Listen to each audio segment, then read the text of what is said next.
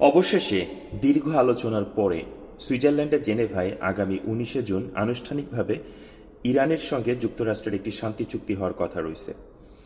এই শান্তি চুক্তিটা যেন হয় এবং এই অঞ্চলে বিশেষ করে মিডিল ইস্ট এবং দখলদার ইসরায়েল সহ বিভিন্ন এলাকায় যারা বসতি স্থাপন করে আছে তাদের জন্য একটা শান্তিপূর্ণ জীবনমান আসে, সেটা লক্ষ্যে দীর্ঘদিন গত 28শে ফেব্রুয়ারি 2026 সাল থেকে চলমান এবং টিল টুডে যে যুদ্ধটা চলতেছে, এবং মাঝে তো একটা আশঙ্কা তৈরি হয়েছিল যে পারমাণবিক মারবে, এরকম একটা চিন্তাভাবনা ছিল।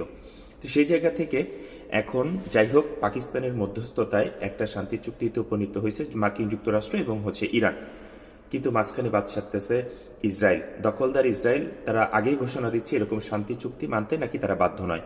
কারণ হিসেবে তারা দেখাচ্ছে যে লেবানন সহ ফিলিস্তিনের আশেপাশে যে সমস্ত বসতি রয়েছে সেই সমস্ত জায়গাগুলি ব্যবহার করে নাকি তারা সন্ত্রাসী কার্যক্রম চালানোর যে পায়তারা করতেছে এটা তারা মানবে না, এবং এইটাকে কেন্দ্র করে তারা বড় ধরনের হামলা চালাবে, এবং এই হামলা চালাতে তারা কারো পরোয়া করবে না এবং তারা যে কোনো সময় তাদের ইচ্ছা স্বাধীন মতো হামলাগুলি চালাবে।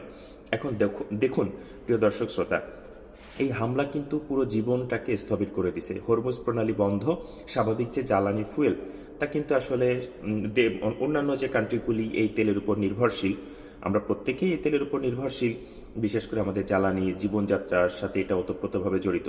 যখনই এই একটা রুট দিয়ে যে তেলগুলি যেত বিশেষ করে মিডিল ইস্টের যে উৎপাদন কেন্দ্রগুলি থেকে, সেটা বন্ধ হয়ে আছে যুদ্ধের কারণে। ইরান স্বাভাবিকভাবেই চেষ্টা করবে তার প্রতিরক্ষা বা তার আত্মরক্ষার জন্য, তার স্বার্থগুলিকে ধরে রাখার জন্য।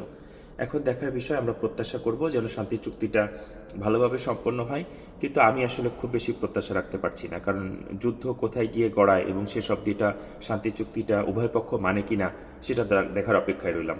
ধন্যবাদ প্রিয় দর্শক শ্রোতা।